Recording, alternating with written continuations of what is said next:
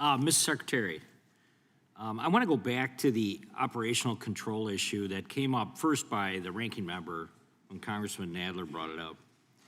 And you've addressed it, and I know that Mr. Roy worked through that again, but it's so important, and I think it's such a source of frustration because every time you turn on a TV, there is this imagery that continues, which is people coming across the border. And whether I was in McAllen or in San Diego sector, or wherever I was, when you talk to Border Patrol or you talk to your employees, Homeland Security, none of them say, yeah, everything is going well and there is certainly an operational control in place.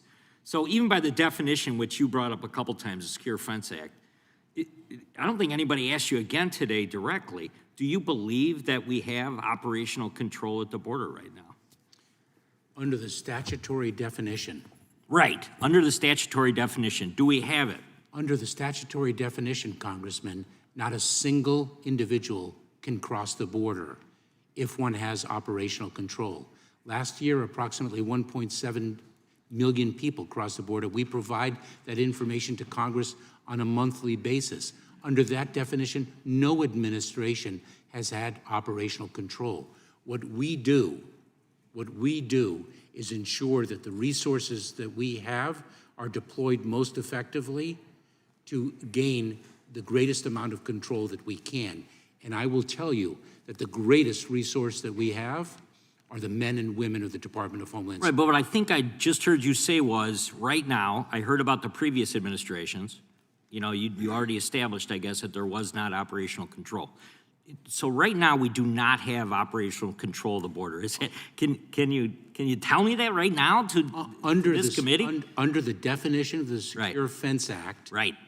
We do not, and no administration has, because that means that not a single individual crosses the border. Okay, so we established that we do not have operational control right now.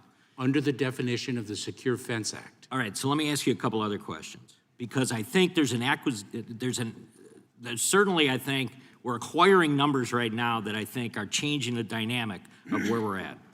Are unlawful entries between the ports of entry down right now, do you believe, or are they being measured differently than they had been prior to Title 42? Prior to Title 42, the numbers are down, Congressman, and that is a function of the approach that we have taken to expand lawful pathways and then deliver consequences for individuals who do not avail themselves of those pathways. So is that number only migrants stopped by Border Patrol agents? Is that the number that you're focused on? Or is it a number of individuals beyond those that even have contact with Border Patrol? When we speak of, for example, the 2 weeks, let's just pick a period of time, the 2 weeks immediately preceding the end of Title 42 on May 12th.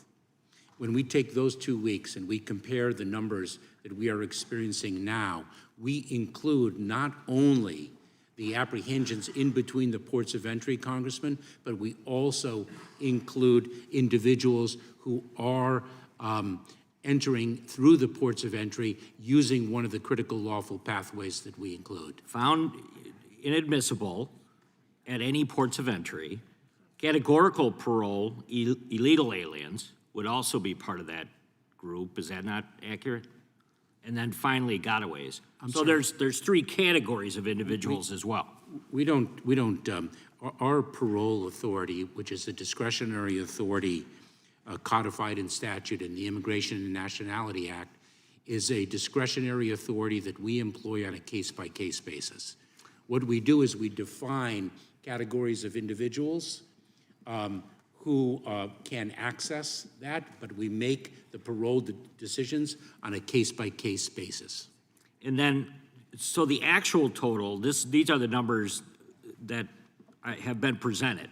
294,000 or 9,500 roughly a day right now are coming across. So do you think at any point that number is being padded? I don't know how else to describe it. Maybe that's not the best term. but it's changed significantly than the way things were being counted prior to Title 42. No, Congressman, we don't pad numbers. We provide numbers. We act in the Department of Homeland Security with integrity and honor. I yield back. Gentleman yields back.